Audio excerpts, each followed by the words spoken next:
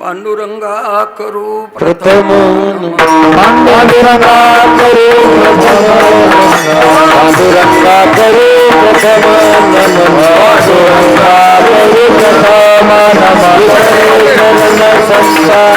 संतारी चरण संताप्रिया दुसरे चरण संताप्रिया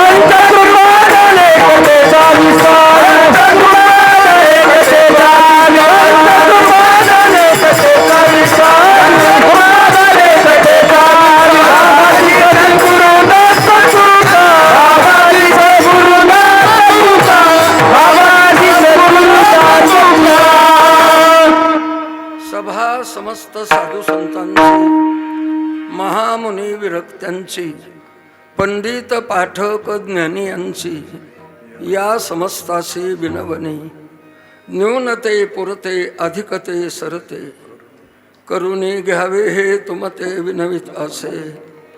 ओम नमोजी आद्य वेद प्रतिपाद्य जय जय स्वसंवेद्य आत्मरूप देवा तुची गणेशो सकलार्थमते प्रकाशो म्हणे निवृत्ती दासो अवधारी जुजे. आता हृदय हे आपुले चौफाळणे आभले वरी बैसवू पाऊले गुरुची करुणा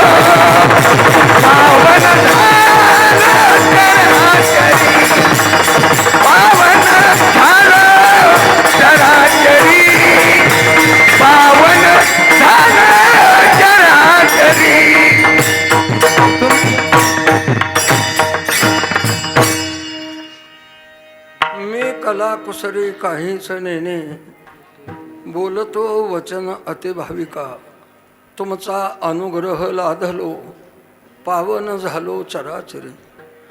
एका जनार्दनी तुमचा दास त्याची आस पुरवावी तुमचा अनुग्रह लाधलो पावन झालो चराचरी. ब्रह्मानंदम परमसुखदम केवलम ज्ञानमूर्तिम द्वंद्वातीतं गगन सदृशं तत्वमस्यादिलक्ष्यम् एकं नित्यं विमलमचलं सर्वाधि साक्षीभूतं भावातीतं त्रिगुणरहितं सद्गुरुं तं नमामि. शरण शरण जे हनुमंता तुम्हालो रामदूता काय भक्तीच्या त्या वाटा मज दावाव्या सुगटा. ऐसे भाग्य कैलाता होईन ऐसे भाग्य कैलाता होईन अवघे देखे जन ब्रह्मरूप मग तया सुखा अंत नाही पार आनंदे सागर हेलावती. मर्यादा पुरुषोत्तम श्री रामचंद्र भगवान श्रीराम भक्त हनुमानजी अनंत कोट ब्रह्मांड नायक भगवान आणि संत सम्राट ज्ञानराज माऊली यांच्या या पवित्र दरबारामध्ये भाविक श्रोते सज्जन आणि टाळकरी वृंद यांच्या परम सेवेमध्ये चिंतन सेवेसाठी उपस्थित केलेला अभंग वैराग्य से परामूर्ती देहूक्षत्र निवासिनी वैराग्य संपन्न देहू निवासी संत श्रेष्ठ जगद्गुरु तुकाराम महाराजांचा 6 कडव्याचा आहे. अभंग थोडा जरी मोठा वाटत असला तरी घाबरण्याचं काही कारण नाही बरं का. असं आहे. जेवढं सोपं मला बोलता येईल तेवढं मी बोलण्याचा नक्कीच प्रयत्न करील आणि वेळेमध्ये कीर्तनाला पूर्ण विराम देण्यात येईल.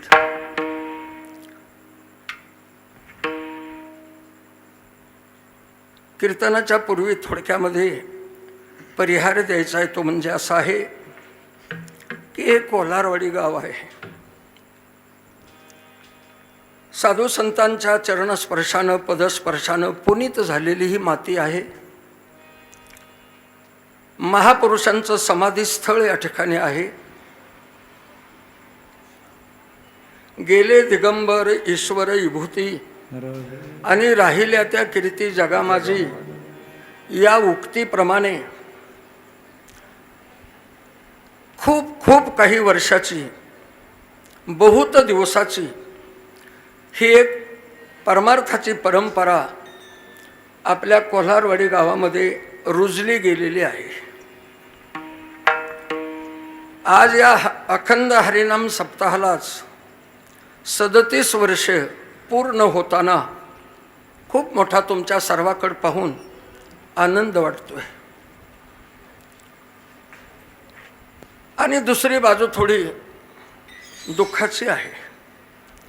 कारण कीर्तनाला ज्या वेळेला मी उभा असायचो त्यावेळेला माझ्यासमोर बरेचसे फेटेवाले बसलेले असायचे. पण आपल्या गावातले बरेचसे फेटे ईश्वराच्या घरी निघून गेलेत. त्यांच्या जीवात्म्याला शांती सुख लाभो अशीच मी ईश्वरचरणी प्रार्थना करेल. माझ्या परमार्थिक जीवनामध्ये, माझ्या आध्यात्मिक जीवनामध्ये सुरुवातीपासूनच आपण सर्वांनीच आणि मोठं प्रेम केलेलं आहे, सहकार्य केलेलं आहे. रामायणाचा 3-4 वर्षाचा काळ खूप मोठ्या भव्य आणि दिव्य अशा आनंदामध्ये आपला संपन्न झाला. आणि त्याच रामायणाच्याच पर्व काळातून या अखंड हरिनाम सप्ताहाला आपण सुरुवात केली. चैत्रवद्य दशमी अशी शागीर बाबांच्या पुण्यतिथीच्या निमित्तानं भंडाऱ्याचा नियम आपल्या गावामध्ये चालत होता. अनादी कालापासून, पूर्वीपासून, अनेक पिढ्यापासून. परंतु एक दिवसाचा पुण्यतिथी कार्यक्रम करून सकाळी आनंदाला सुरुवात व्हायची आणि संध्याकाळी जेवण खाऊन संपलं. एखाद दुसरं कीर्तन, काही भारुडं वगैरे, काहीतरी भजन वगैरे, दिंड्या वगैरे आल्या आणि दुसऱ्या दिवसापासून तो कार्यक्रम आनंद संपलेला असायचा. मग एक दिवसाचाच आनंद भोगण्यापेक्षा आपण नाम सप्ताह जर सुरुवात केला. गुरुवर्य बंकट स्वामी महाराजांनी सज्जनो या महाराष्ट्रामध्ये या अखंड हरिनाम सप्ताहाची सुरुवात केलेली आहे. तसा वारकरी संप्रदाय हा अनादी आहे. परंतु वारकरी संप्रदायामध्ये व्याख्यानं जास्त असायचे.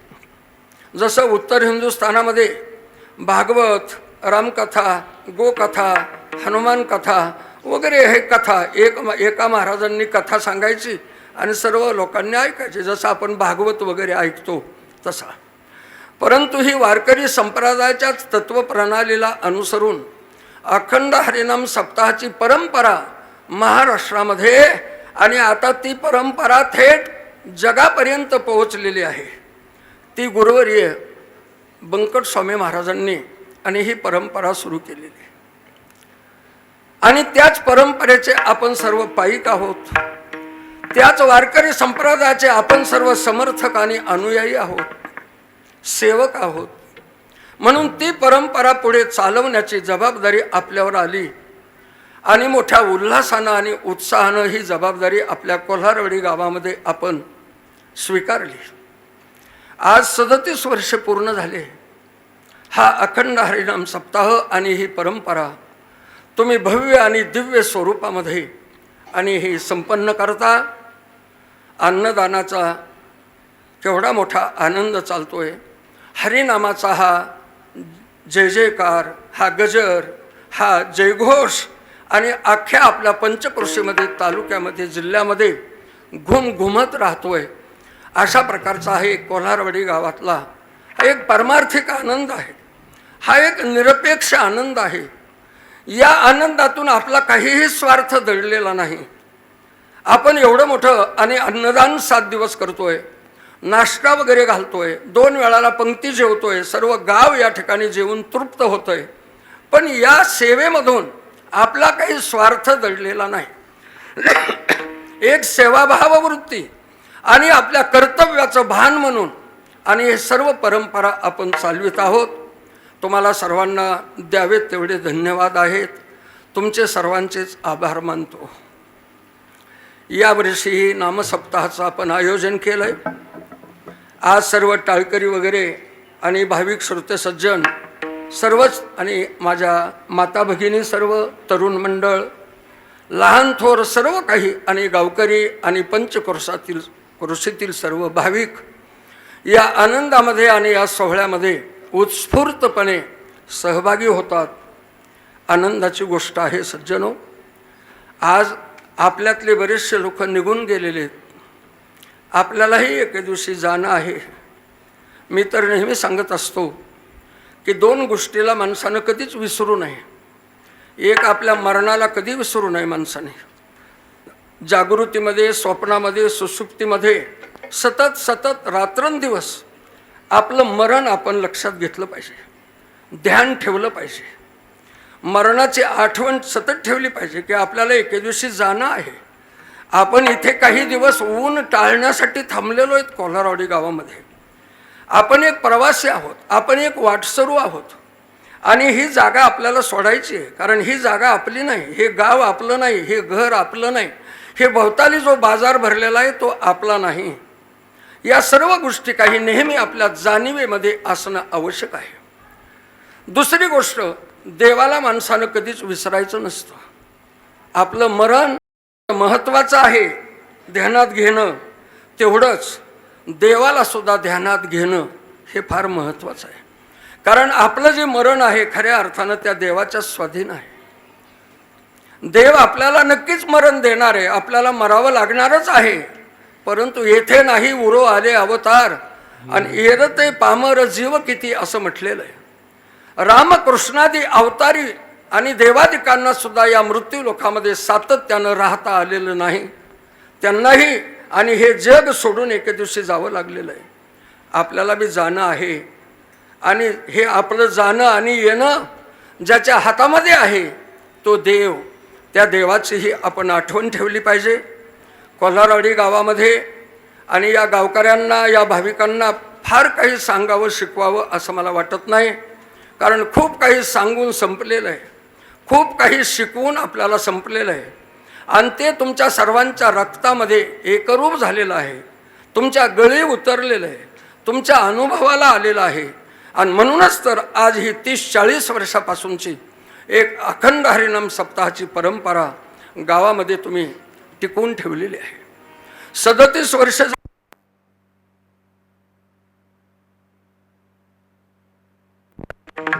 विठ्ठल विठ्ठल विठ्ठल विठ्ठल विठ्ठल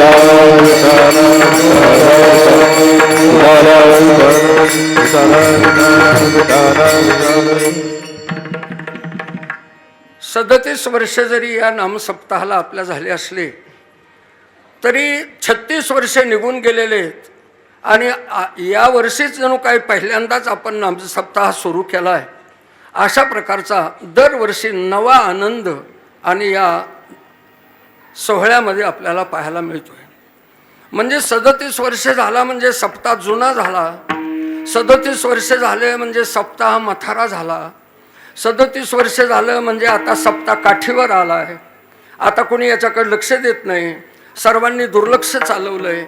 अशा काही प्रकारचं नाही. म्हणजे आपला सप्ताह म्हातारा झालेलाच नाही. 37 वर्षाचं जरी आयुष्य झालेलं असलं तरी जणू काय आता कालच्या तृतीयेलाच हा आणि नवीन सप्ताह जन्माला आला आहे आणि नव्यानंच अशा प्रकारचा हा आता तारुण्य धारण करतोय. अशा पद्धतीचं बाळसं आणि या नाम सप्ताहाला पाहायला मिळतं आहे दरवर्षीच. किती तुमचं कौतुक करावं. तुमचं किती वर्णन करावं हे थोडंच आहे सज्जनो. तेव्हा तुम्हा सर्वांच्या समोर एक वेळाला नतमस्तक होतो, आपल्या सर्वांचंच दर्शन घेतो आणि माझ्या सेवेकडं मी चिंतनाकडं वळतो. विठ्ठल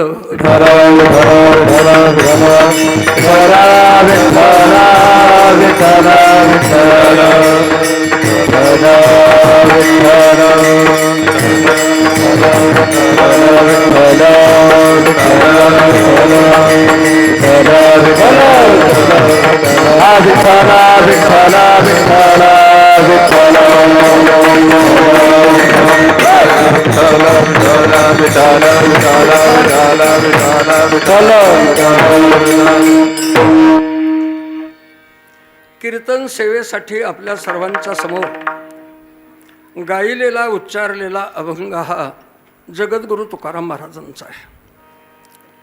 सज्जनो, कीर्तनाकडं पाहताना, कीर्तन ऐकताना आणि कीर्तनाच्या व्यासपीठावर आपण विराजमान असताना या कीर्तनाच्या गादीकडं किंवा या कार्यक्रमाकडं कर्मानुकीच्या नजरेनं कधीच बघायचं नसतं. एवढं आपण लक्षात घ्या.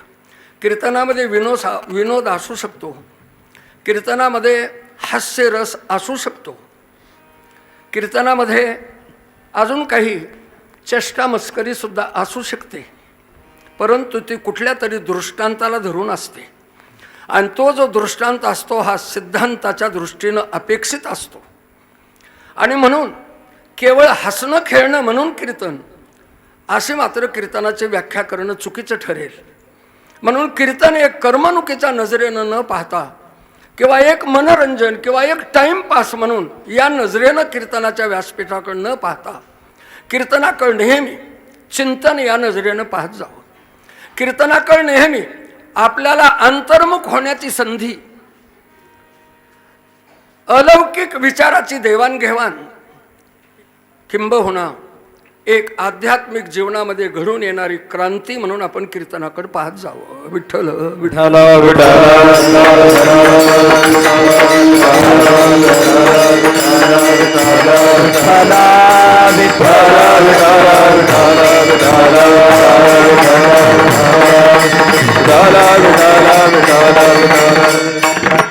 तुकाराम महाराजांचा हा 6 चरणाचा अभंग आहे. 6 कडवे आहेत अभंगामध्ये आणि जगद्गुरु तुकाराम महाराज आणि भगवान परमात्मा देव या दोघांमध्ये चाललेला हा संवाद आहे. संवादामध्ये महाराजांनी देवाच्या समोर आपल्या मनातली एक वासना उपस्थित केलेली आहे. वासना, खरं म्हणजे वासना हा शब्द परमार्थामध्ये थोडा तिरस्कारानंच उच्चारला जातो किंवा वासना ही चांगली नाही. वासना ओढाळ गाय गड्यांनो, वासना ओढाळ असं आपण नेहमी म्हणतो. वासना ही तशी वाईटच असते. वासना ही मारली पाहिजे, वासना ही मरून गेली पाहिजे. का तर वासनेच्या संगे जन्म घेणे लागे, वासनेच्या संगे असं म्हणतात. म्हणजे वासना ही त्याज्य आहे. वासना जी आहे ही उपेक्षित ठेवणं आवश्यक आहे. वासना ही वाईट आहे म्हणून तिचा त्याग केला पाहिजे वगैरे वगैरे. आम्ही नेहमीच वासनेच्या संबंधात थोडी तिरस्काराचेच विचार नेहमी मांडतो, परंतु वासनेची दुसरी बाजू ही अतिशय चांगली आहे. वासनेची दुसरी बाजू ही मनुष्य जीवनासाठी अतिशय आवश्यक आहे. त्या वासनेचं नाव आहे सद्वासना. सद्वासनेच्या पहाडावर जोपर्यंत आपण चढत नाही तोपर्यंत आपल्याला जन्म मरणाच्या भयातून मुक्त होता येणार नाही. हा नियम आहे सज्जन. सद्वासना, सद्वासनेच्या पहाडावर, सद्वासनेच्या पर्वतावर, सद्वासनेच्या डोंगरावर चढावं लागतं. चढताना खूप त्रास आहे. किर्र झाडी आहे, काटेरी कुंपण आहेत, वाघ सिंहासारखे क्रूर श्वापद आहेत, चढ उतार आहे, घसरगुंडीचा अतिशय भयानक असा कडा आहे याच्यासाठी. परंतु एकदा या माथ्यावर जाऊन आपण पोहोचलो सद्वासनेच्या की मग मात्र मरणाची भीती नाही. भीत नाही देवा आपुल्या मरणा. मग त्या माथ्यावर पोहोचलेले महात्मे हे उद्गार काढतात की देवा आता मला माझ्या मरणाची भीती राहिलेली नाही, मी माझ्या मरणाला भीत नाही, परंतु मनात दुःख एकच आहे की समोर जे मला दिसत आहेत हे सर्व मरणार आहेत, एके दिवशी काळाच्या जबड्यात जाणार आहेत, हे मला दुःख सहन होत नाही. तेव्हा या सर्वांचा उद्धार कर देवा आणि सर्वांनाच्या मरण भयातून मुक्त कर. अशा प्रकारचे एक करुणेचे उद्गार अशा प्रकारचे संत महात्म्यांच्या मुखातून निघताना आपल्याला पाहायला मिळतात. ज्ञानेश्वरी ज्यावेळेला आम्ही वाचतो त्यावेळेला 7व्या अध्यायामध्ये बहुनाम जन्म नामंते ज्ञान वान्माम प्रपद्यते वासुदेवच सर्वमिती स महात्मा सुदुर्लभा या श्लोकावर ज्ञानोबरायांचं भाष्य तुम्ही वाचा सज्जन. जे तो विषयाची मोठ झाडी माझी कामक्रोधांची साकडी आणि चुकावणी आला पहाडी सद्वासनेची आ. मग साधू संगे सुबटा उजू सत्कर्माचे अवाटा अप्रवृत्तीचा आव्हाटा डावलोनी. असं अतिशय आणि मार्मिक अशा प्रकारचं चिंतन ज्ञानोबारांनी या ओव्यातून मांडलेले शब्द. म्हणून वासना ही त्याज्य जरी असली तरी ती दुष्ट वासना आहे, ती दुर्वासना आहे. परंतु या वासनेचं दुसरं अंग जे आहे हे सद्वासना आहे आणि सद्वासनेच्या पहाडावर गेल्याशिवाय आपल्याला मरण भयातून दुःखातून मुक्त होता येत नाही. हे अतिशय आवश्यक आहे. ही परमार्थिक जीवनाची पहिली पायरी आहे. सद्वासनेचा स्वीकार करूनच परमार्थामध्ये यावं. सद्वासनेला स्वीकारूनच परमार्थामध्ये पाऊल टाकावा. सद्वासनेला स्वीकारूनच गळ्यामध्ये माळ घालावी. दुष्ट वासना मनामध्ये जर असेल तर ती माळ टिकत नसते.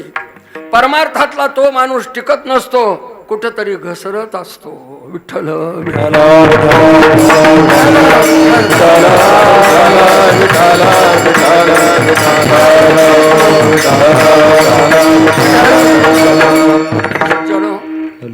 माझ्या समोर कॅमेरा लावलेला आहे आणि तो कॅमेरा चालू असल्यामुळं मला थोडं इतरत्र जाता येणार नाही, कारण थोडं बांधल्यासारखं झालंय. म्हणजे मला माझा रस्ता किंवा माझा मार्ग सोडता येणार नाही. कारण हा जो कॅमेरा आहे हा कॅमेरा फक्त कोल्हारवाडीमध्येच थांबणार नाही, तर तो अख्ख्या महाराष्ट्रामध्ये फिरणार आहे. आणि त्याच्यामुळं मला थोडं विषयांतर करता येणार नाही. ही गोष्ट नक्की खरी आहे. परंतु हे माझं वाक्य लक्षात ठेवा. दुष्ट वासना दुर्वासना मनामध्ये घेऊन जर आम्ही परमार्थामध्ये प्रवेश केला तर माझा अर्थ काही काळानंतर टिकणार नाही किंवा मी त्या परमार्थामध्ये टिकणार नाही.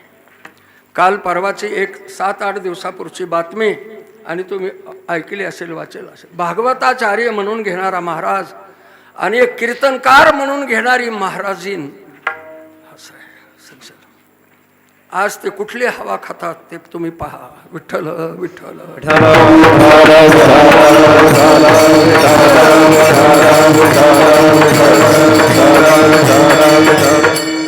आपल्या वारकरी संप्रदाय वासनेच्या संगे नको जाऊ म्हणा, पाहत्या रावणा काय झाले,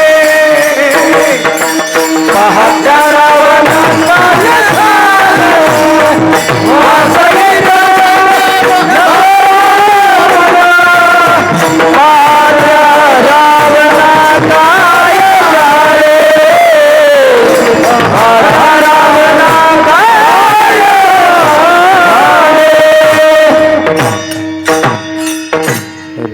अर्थात वासना ही खरंच वाईट आहे. फार मोठ्या मोठ्याला या वासनेनं चित्त केलेलं आपण पाहतोय. चित्त केलेलं आहे या वासनेनं. पराशरा केले काय भोगिली पाहे दिवा दुर्गंधा म्हटलेलं आहे. मज कामाचे निघाये ब्रह्मा कन्येशी धरू जाय वगैरे वगैरे अनेक अनेक अनेक अशा प्रकारचे उदाहरणं आणि आपल्या डोळ्यासमोर आहेत. सद्वासना ही फार महत्त्वाची आहे. आणि अशी एक सद्वासना घेऊन जगद्गुरु तुकाराम महाराज भगवंताबरोबर या अभंगामध्ये संवाद करत आहेत. सद्वासना घेऊन आणि सद्वासना स्वीकारून देवाबरोबर संवाद करत असताना संवादातला जो विषय आहे हा विषय आहे विशेष भाग्यप्राप्तीच्या संबंधानं. थोडंसं बारकाई नाही काय, विशेष या शब्दाला थोडं महत्त्व द्या.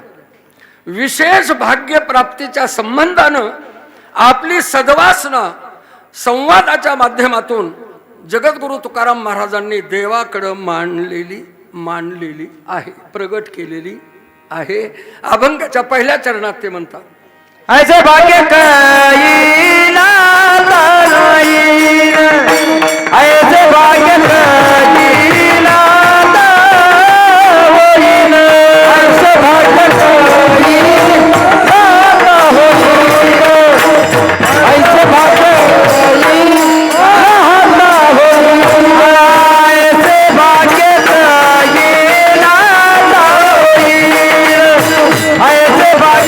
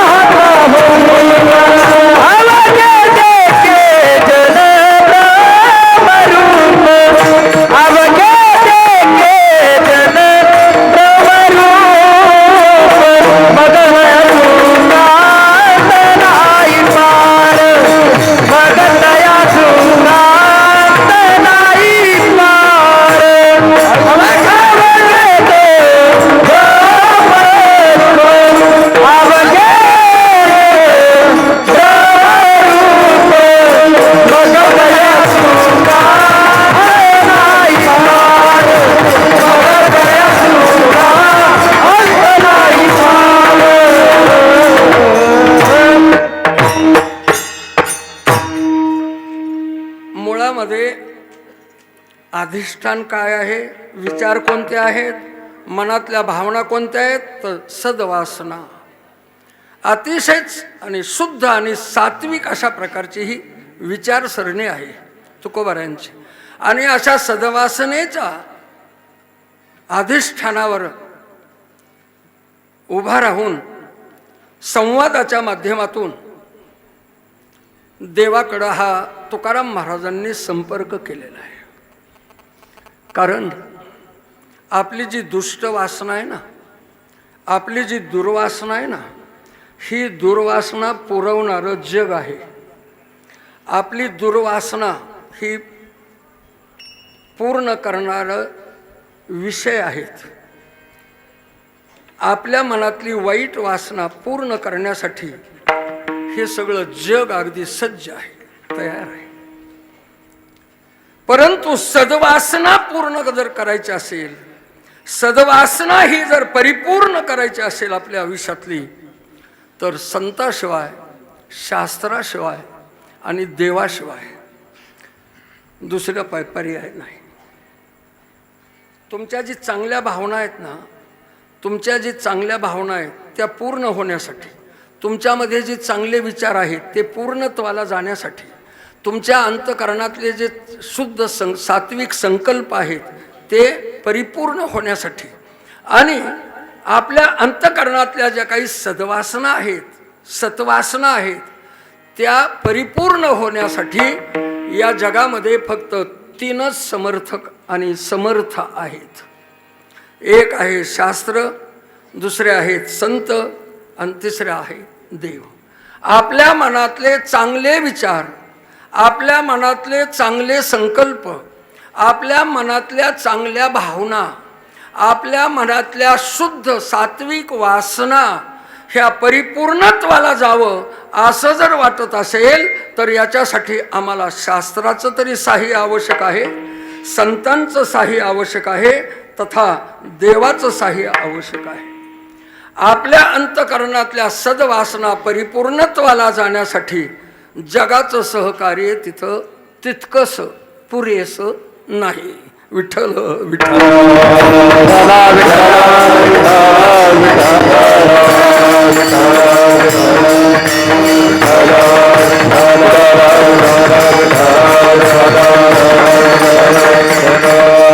आणि म्हणून महाराजांनी तुका म्हणे माझी पुरवी वासना आणि कोण नारायणा तुझं विन, हे शेवट चरणामध्ये शब्द वापरलेत की हे भगवान, ही जी माझ्या अंतकरणातली सद्वासना आहे, ही सद्वासना आणि परिपूर्ण व्हावी अशी माझी इच्छा आहे, माझी भावना आहे, माझे विचार आहेत, माझा संकल्प आहे.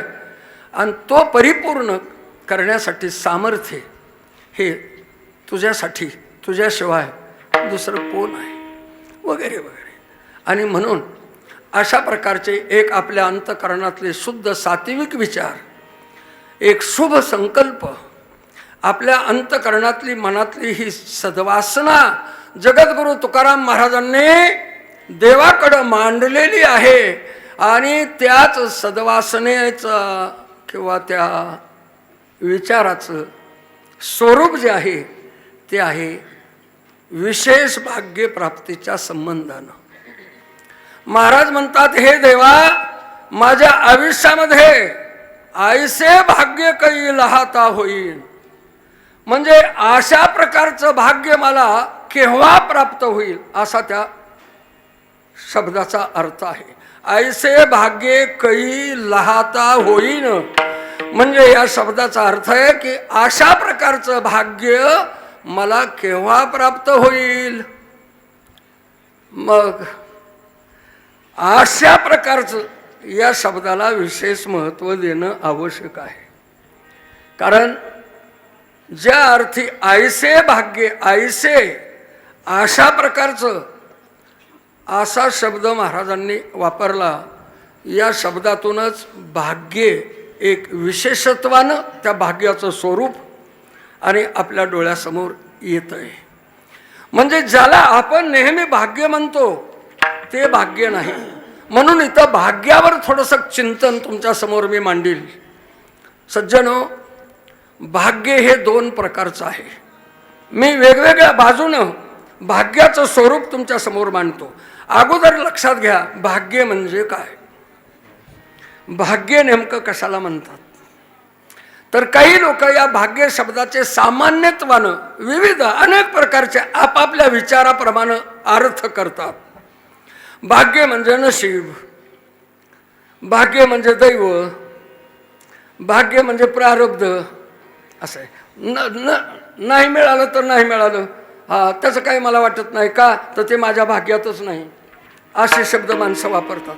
माझ्या भाग्यात नाही ना, मग मला कसं मिळेल. माझ्या नशिबातच नाही ना, मग मला कसं मिळेल. माझ्या प्रारब्धात होतं म्हणून मला मिळालं. म्हणजे आपले हे शब्द भाग्य तरी नव्हे जन पुत्र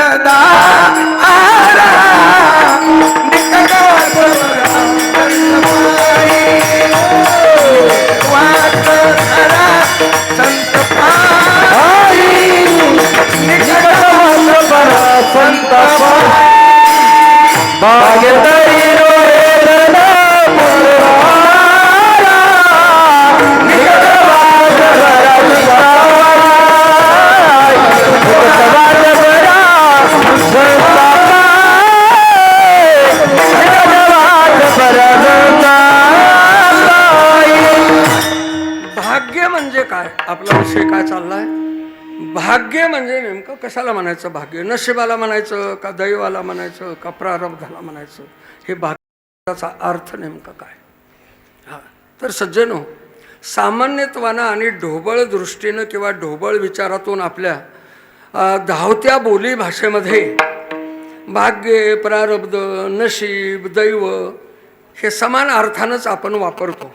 परंतु नशिबात आणि भाग्यात, प्रारब्धात आणि भाग्यात, दैवात आणि भाग्यात किंचित साका व्हायना पण फरक आहे. मला बाकीचा खूप मोठा विस्तार करीत बसायचं नाही, परंतु भोगण्याच्या संबंधातलं आणि कर्तृत्वाच्या संबंधातलं असं आहे. नशीब, प्रारब्ध हे आपल्या भोग कालामध्ये वापरीत जाऊ नेहमी. आपल्या जीवनामध्ये जे भोग समोर येतात आणि ते भोग आपल्याला भोगावेच लागतात, त्या भोग कालामध्ये नशीब या शब्दाचा नेहमी प्रयोग करायचा. जाऊ द्या, मला म्हणजे अमकं दुःख भोगायची वेळ आली, ठीक आहे, आपल्या नशिबातच, आपल्या प्रारब्धातच असं म्हणलं पाहिजे. भोग कालामध्ये नशीब आणि प्रारब्ध हा शब्द वापरायचा असतो. पण कर्तृत्वाच्या बाबतीमध्ये, कर्तव्याच्या बाबतीमध्ये, बस प्रयत्नाच्या बाबतीमध्ये नेहमी भाग्य शब्द वापरायचा. आज तुम्ही अन्नदान करताना इथं तुम्ही भाग्य शब्द वापरायचा. हे तुमचं कर्तृत्व तुम्ही बजावता. अखंड हरिनाम सप्ताहामध्ये तुम्ही कीर्तन ऐकताना इथं तुम्ही भाग्य शब्द वापरा इथं. हा बस. आता जर तुमचं भाग्य होतं, तुमच्या भाग्यात होतं म्हणून तुम्ही कीर्तन ऐकायला आलात, पण जे कोणी कीर्तनाला आले नाहीत त्यांच्या नशिबात नव्हतं म्हणून आले नाहीत असे शब्द बदलून वापरायचे. विठ्ठल विठ्ठल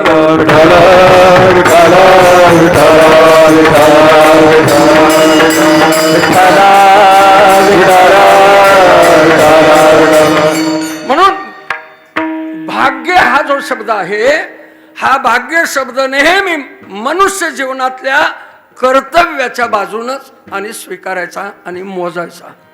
आणि नशीब आणि प्रारब्ध जे आहे हे भोगकालाच्या दृष्टीनं नेहमी ठीक आहे, हे मी माझ्या प्रारब्धाचे भोग बघतोय, एका जनार्दनी भोग प्रारब्धाचा, अशा प्रकारचा आहे. नशीब प्रारब्ध हे शब्द नेहमी भोगकालामध्ये घ्यायचे. आणि भाग्य हा जो शब्द आहे हा नेहमी कर्तृत्वाच्या संबंधानं घ्यायचा, प्रयत्नाच्या संबंधानं घ्यायचा. असो द्या सज्जनो. तेव्हा जगद्गुरु तुकाराम महाराज इथं भाग्य शब्द, भाग्याची थोडी फोड करून तुम्हाला सांगतो. भाग अशा प्रकारचे हे दोन अक्षर आहेत महत्त्वाचे. तेव्हा भा या अक्षराचा अर्थ आहे बुद्धी. आणि जे आपल्या बुद्धीला आपल्या गंतव्यस्थानाकडे घेऊन जातं त्याला म्हणतात भाग्य. कारण यज्ञाचा जोडलेला आहे अर्ध्या गला, भाग्य असा शब्द आहे. तर इथं जो यज्ञाचा जोडलेला आहे, जरा थोडं चिंतन आहे बरं का सर्वांनाच, जरा बारकाईने सखाराम महाराज तुमच्यासाठी थोडंसं लक्षात घ्या. भाग्य हा शब्द लिहितो आपण ना, त्याच्यातला जो आहे यज्ञाचा जोडलेला शेवट, तो जो जी जे अशा पद्धतीनं आणि अर्थवाचक आहे. आणि मध्ये ग आहे आणि भा या शब्दाचा अर्थ आहे बुद्धी. ग हा शब्दाचा अर्थ आहे गवत अशा प्रकारचा प्रत्यय असतो तो, म्हणजे प्रवास, जाणे, प्रवास करणे, जात राहणे. आपल्या बुद्धीला आपल्या गंतव्यस्थानाकडं जे घेऊन जातंय त्याला म्हणतात भाग्य. मग आपलं गंतव्यस्थान कोणतं आहे, तर आपलं गंतव्यस्थान म्हणजे शेवटचं स्थान, मुक्कामाचं स्थान, की जिथं मिळाल्यानंतर, जिथं पोहोचल्यानंतर पुन्हा तुका म्हणे रामे सुख दिले आपुले, अंतया गर्भवासी येणे जाणे खुंटले. याच्यावर उदाहरण जर तुम्हाला द्यायचं म्हटलं तर गाडगं एकदा मातीला मिळालं की पुन्हा त्या गाडग्याला येणं जाणं नाही. त्याच्या स्वरूपामध्ये आपल्या मूल द्रव्यामध्ये ते आणि मिळालेलं आहे. गाडग्याचं तत्व कोणतं आहे? गाडग्याचं तत्व माती आहे. कारण तत्वज्ञान हे शब्द आम्ही नेहमी ऐकतो. तत्वज्ञान म्हणजे काय? तत्व या शब्दाचा अर्थ आहे मूल द्रव्य. आणि मूल द्रव्याचं यथार्थ ज्ञान ज्यांना आहे त्याला म्हणतात तत्वज्ञान. तत्व म्हणजे मूलद्रव्य. आता एक उदाहरण लक्षात घ्या तुम्ही. गाडग्याचं मूलद्रव्य काय आहे? माती. आता पुढचा प्रश्न, मातीचं मूलद्रव्य काय आहे? इथं मात्र तुम्ही अडकणार आहेत बरं का. असं आहे, गाडगं कशाचं तयार झालं? मातीचं. पण माती कशाची तयार झाली सांगून जातो तुम्हाला, तुमच्या लक्षात राहील न राहील, परंतु गाडग्याचं मूलद्रव्य माती आहे, मातीचं मूलद्रव्य पाणी आहे, पाण्याचं मूलद्रव्य तेज आहे, तेजाचं मूलद्रव्य वायू आहे, वायूचं मूलद्रव्य आकाश आहे, आकाशाचं मूलद्रव्य त्रिगुण आहेत, त्रिगुणाचं मूलद्रव्य माया आहे, आणि मायेचं मूलद्रव्य ब्रह्म आहे. अर्थात गाडगं आणि ब्रह्म या दोन्हीचा ज्या वेळेला आपण संबंध जुळू त्यावेळेला गाडगं हे ब्रह्मरूपानंच आपल्याला दिसलं पाहिजे. कारण गाडग्याचं मूल तत्व ब्रह्मच आहे. विठ्ठल विठ्ठल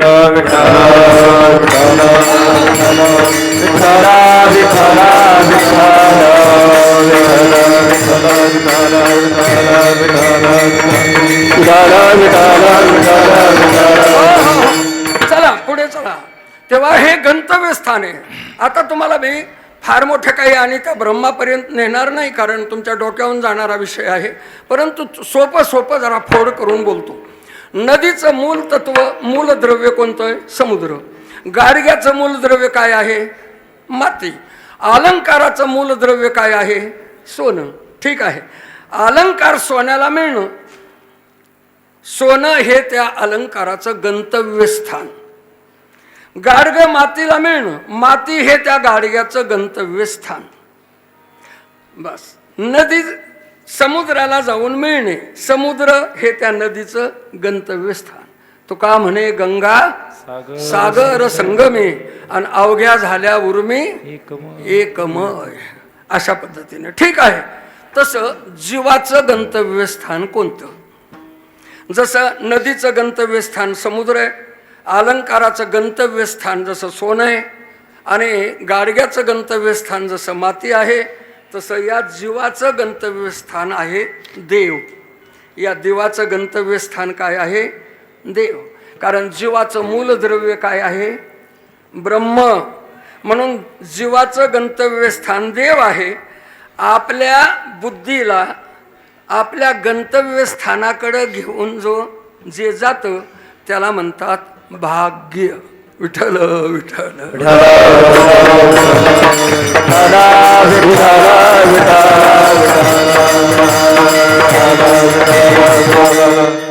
आणि आपल्या बुद्धीला विषयाकडे जे घेऊन जातं त्याला म्हणायचं प्रारब्ध.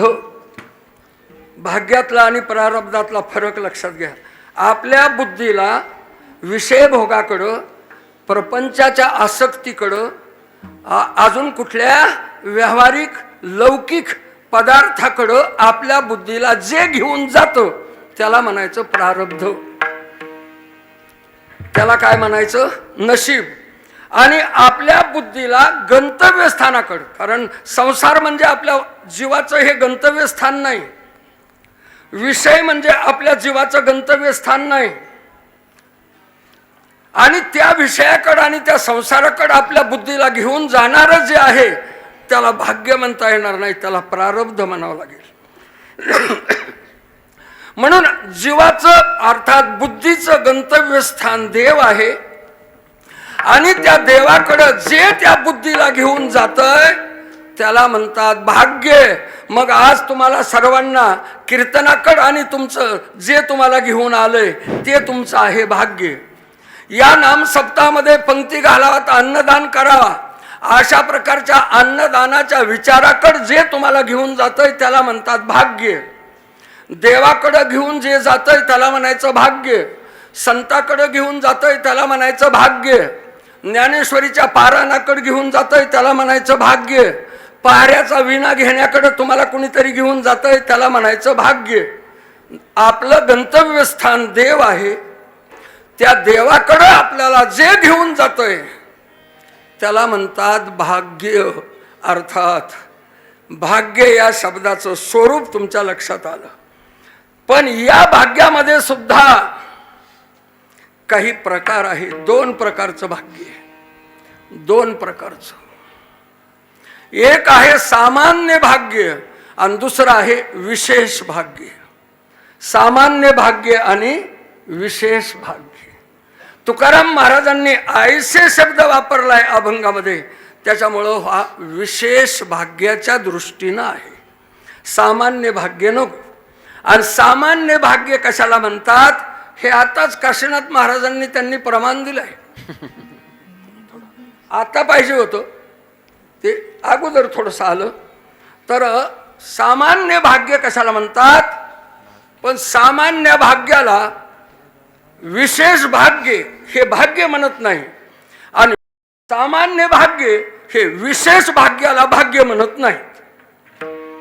म्हणजे संसारातले लोक परमार्थातल्याला भाग्यवान समजत नाहीत, आणि परमार्थातले लोक संसारातल्या लोकांना भाग्यवान समजत नाही. खऱ्या अर्थानं परमार्थातलेच लोक भाग्यवान आहेत, पण संसारातली नजर यांना भाग्यवान म्हणत नाही, आणि हे संसारातल्याला भाग्यवान समजत नाहीत. शेवटी ते भाग्यवान नाहीतच.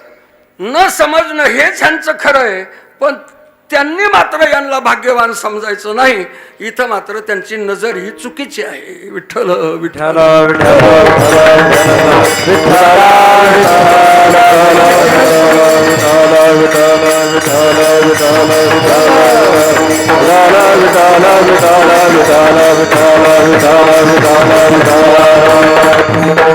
तुम्हाला सांगेल सामान्य भाग्य. एखाद्या माणसाचं लग्नच होत नसलं, लग्नच होत नाही, आता न झालेलं बरं का झालेलं बरं हा विषय नंतरचा आहे. परंतु लग्नच होत नाही आणि लग्न करण्यासाठी तळमळ लागलेले अगदी प्रयत्न चालू आहेत. प्रयत्नाची पराकाष्ठा चालू आहे. गावोगाव फिरून वर्षे गेलं, 2 वर्षे गेलं, 3 वर्षे गेले, 4 वर्षे गेलं, कुठलंच काही जुळून यायला तयार नाही. परेशान परेशान परेशान झाले. लग्न जुळत नाही, लग्न कुठं कुणी द्यायलाच तयार नाही, वगैरे वगैरे. आणि हा माणूस अगदी प्रयत्न करून थकून गेलेला आहे. आणि योगायोग असा आला 4-5 वर्षानंतर की कसं तरी कुठंतरी ते लग्न जुळून आलं. मग बायको मिळाली. बायको मिळाली मग त्या वेळाला तो माणूस म्हणतो भाग्य. बायको मिळण्याला तो भाग्य समजतो. याला म्हणायचं सामान्य भाग्य. हे विशेष भाग्य नाही, पण हे सामान्य भाग्य. म्हणून परमार्थाच्या चष्म्यातून ज्यावेळेला या भाग्याकडे पाहतो त्यावेळेला याला भाग्य म्हणायला कुठंच आधार नसतो. कारण हे आपल्या गंतव्यस्थानाकडं आपल्या बुद्धीला घेऊन जाणारं जे आहे त्याला भाग्य म्हणायचं. हे तर बायको मिळून देण्याकडे गेलं आहे म्हणून याला भाग्य म्हणायचं नाही. किंवा लग्न झालेलं आहे आणि लग्न झाल्याच्या नंतर 4 वर्ष झाले, 5 वर्ष झाले, 10 वर्ष झाले, कुत्रं मांजर काही लेकरू बाळ व्हायलाच मार्ग नाही. प्रयत्न केले, नवसं केले, सायासं केले, भानगडी केल्या, नको नको त्या भानगडी केल्या आणि पण लवकर काही मूलबाळ काही होईना. पण योगायोगानं कुठंतरी आणि आकडा जुळून आला आणि लेकरू बाळ झालं बुवा. ते कुठल्या का निमित्तानं व्हायना, कुठल्या अंगाऱ्याचा का गुण येईना, नाही तर कुठल्या सुपाचा का गुण येईना, पण लेकरू झालं. मुलगा झाला की माणूस पेढे वाटतो आणि त्यालाच तो भाग्य समजतो. बायको मिळणं भाग्य, मुलगा होणं भाग्य. एखादा माणसाचा असा आहे, एखाद्या वेळेला काही घरकाम खोदकाम करीत असताना एखादा पैशाचा हंडा सापडतो किंवा एक 5 रुपयाचं लॉटरीचं तिकीट घेतलं तर 5 लाख रुपयाचा अचानक आकडा येतो आणि बक्षीस मिळतं. किंवा 10-5 रुपयाचा जर मटका लावला तर आलाच समजा आकडा. आपली तर नसेल ना कोणी लईत म्हणा आकडे. तसं म्हणजे आपल्याला काही तसला नाद नाही पहिल्यापासून असं आहे. तर 10-5 रुपयाचा जर आकडा लावलाच आणि जर समजा 10-5 हजार रुपये आलेच तर माणूस त्याला भाग्य समजतो.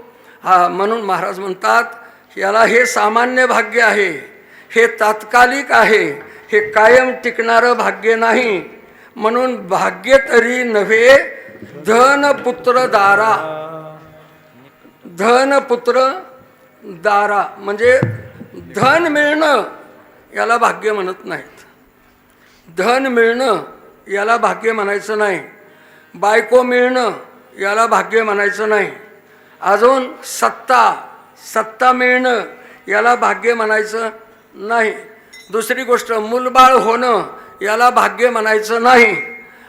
हे सगळं काय आहे तुका. भाग्य तरी नव्हे धनपुत्र दारा निकट वास बरा.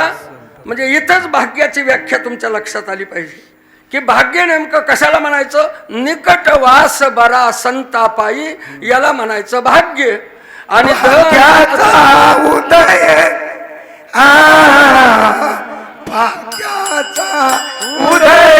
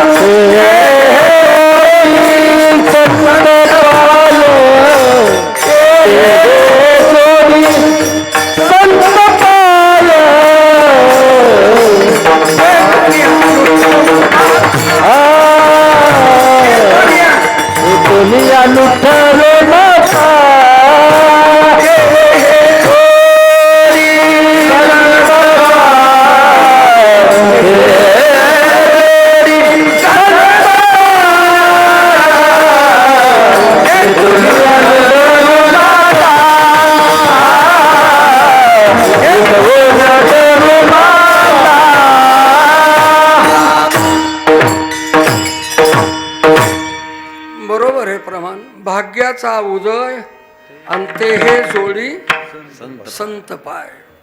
हा याला म्हणतात भाग्य.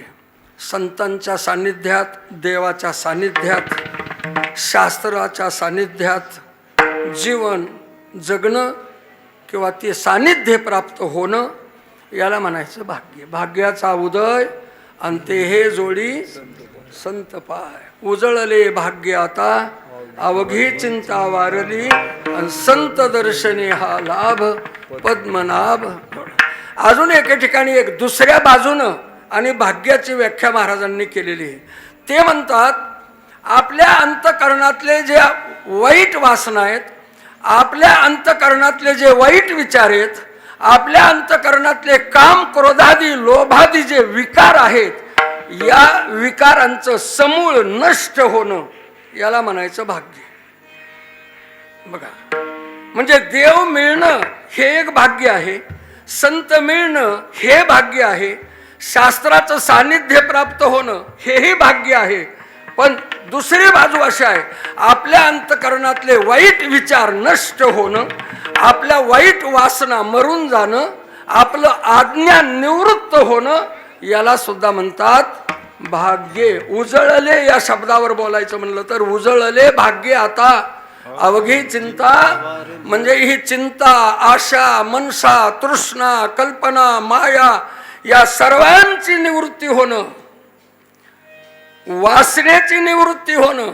बस संत चरण रज लागता सहज आणि वासनेचे बीज जळून ब्रह्मरस गोडी तयाशी फावली आणि वासना निमाली समूळ ज्याची. अशा पद्धतीनं आपल्या जीवनातले विकार, काम, क्रोध, लोभ या सर्वांची धुळधान होणं, हे नष्ट होणं याला सुद्धा ही भाग्याची दुसरी बाजू.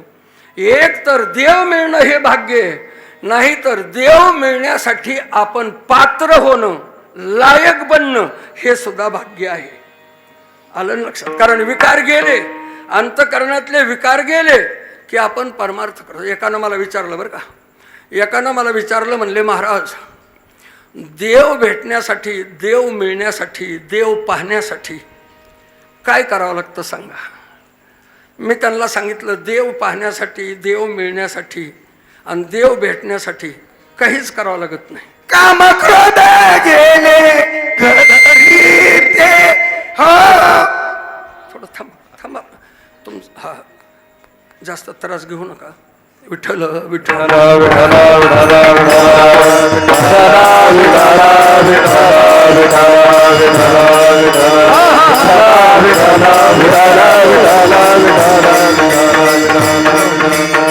असं आहे. काय करावं? देव मिळण्यासाठी काय करू? देव पाहण्यासाठी, देव प्राप्त होण्यासाठी मी काय करू? मी त्याला सांगितलं तू काहीच करू नको. देव मिळण्यासाठी काही करावंच लागत नाही. देव मिळण्यासाठी काहीच करावं लागत नाही. देव पाहण्यासाठी सुद्धा काहीच करावं लागत नाही. हा, देव प्राप्त होण्यासाठी काहीच करावं लागत नाही असं मी त्याला सांगितलं.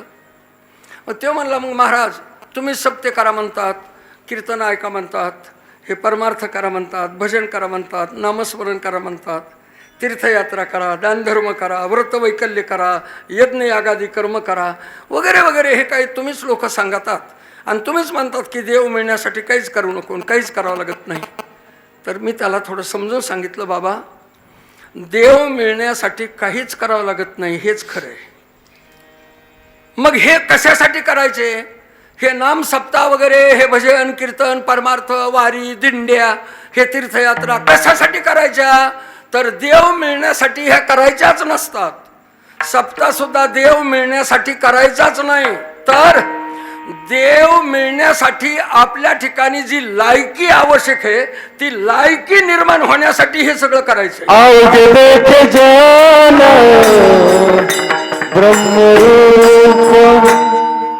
थोडं थांबा, मी तुमच्याकडे सगळे प्रमाण देतो, थोडं थांबा. विठ्ठल विठ्ठल विठ्ठल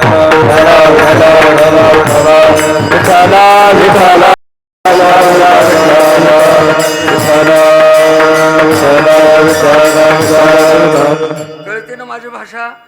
कशामुळं टाळी वाजवायची, कशामुळं कीर्तन ऐकायचं आहे, कशामुळं भजन करायचं आहे? तर देव आपल्याला मिळावा याच्यासाठी आपण अगोदर लायकीचे बनलो पाहिजे. आपली पात्रता आपल्या ठिकाणी निर्माण झाली पाहिजे. जोपर्यंत रावण त्या लायकीचा बनला नाही तोपर्यंत रामाचा बाण शिवला नाही. लक्षात घ्या. रामप्रभू ज्यावेळेला रावणाला मारण्यासाठी बाण सोडत होते तो बाण त्या रावणाला स्पर्श करत नव्हता. जोपर्यंत रावणाच्या अंतकरणात वाईट विकार होते तोपर्यंत बाण सुद्धा रावणाला स्पर्श करत नव्हता. ज्या वेळाला रावण हा विकार रहित झाला त्याच वेळाला रामप्रभूच्या बाणानं स्पर्श केला त्याच्या शरीराला. हे आपण लक्षात. तेव्हा आपल्या ठिकाणी देव भेटण्याची, देव मिळण्याची लायकी प्राप्त होणं, ती पात्रता आपल्या. भजन तर किती काय करतात हो. भजन करणारे माणसं काय चिकार आहेत, कमी आहेत काय? तीर्थयात्रेला जाणारे, अजून दिंडी सोहळ्यामध्ये जाणारे, दानधर्म करणारे, व्रत वैकल्य उपासना करणारे माणसं काय समाजात कमी आहेत काय?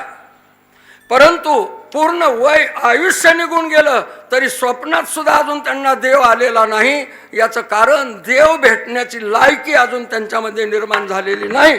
त्यांना पुढच्या जन्मात सुद्धा पुन्हा परमार्थ करावा लागेल, पुन्हा जन्माला यावं लागेल, पुन्हा भजन कीर्तन करीत राहावं लागेल.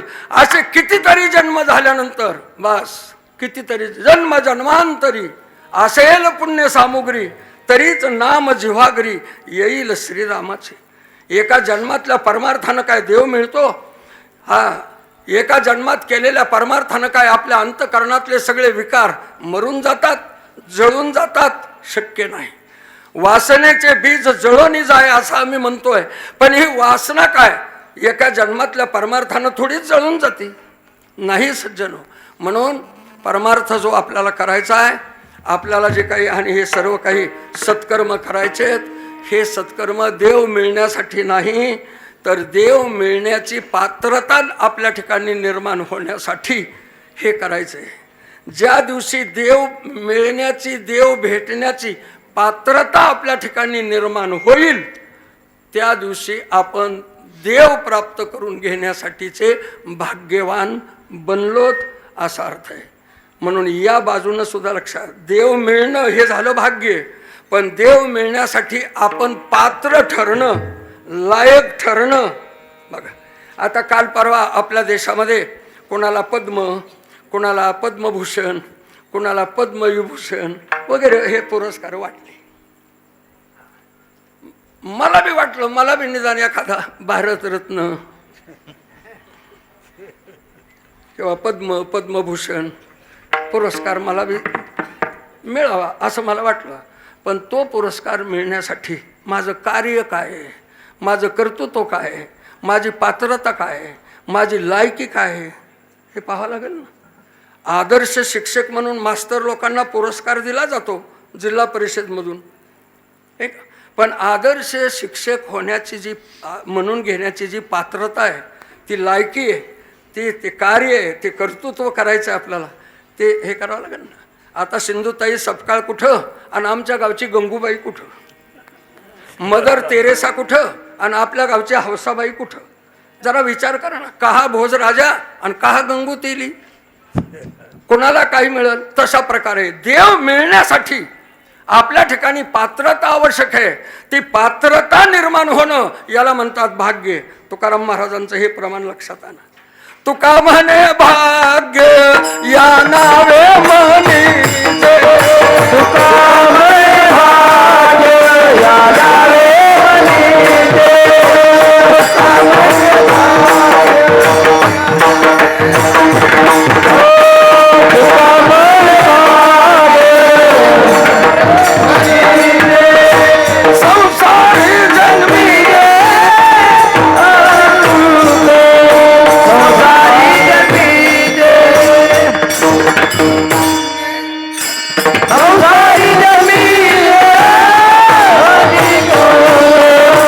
संसारी जन्मी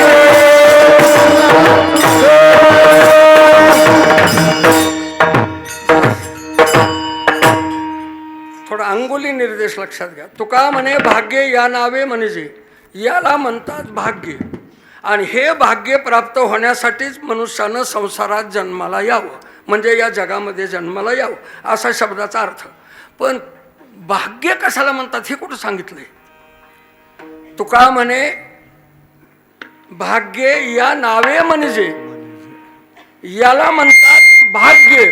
आणि हे भाग्य प्राप्त होण्यासाठीच मनुष्यानं जन्माला यावं असा मोगमच अर्थ झाला या शब्दाचा. मग त्याच्यासाठी ध्रुवपदाचा वापर करायचा. म्हणजे कोणत्या ध्रुवपदाचा? काम क्रोध लोभ निमाले ठाईची आणि अवघे आनंदाची सृष्टी झाली. तुका म्हणे भाग्य या नावे म्हणे. बस बघा अशी संगती लावायची. कधी पिकले या सेंदे बस तैसे आम्हा केले काम क्रोध लोभ आणि अवघे आनंदाची. आणि तुका म्हणे भाग्य इथं टेकी जरा माथा इथं टेकवायचा डोकं. विठ्ठल विठ्ठल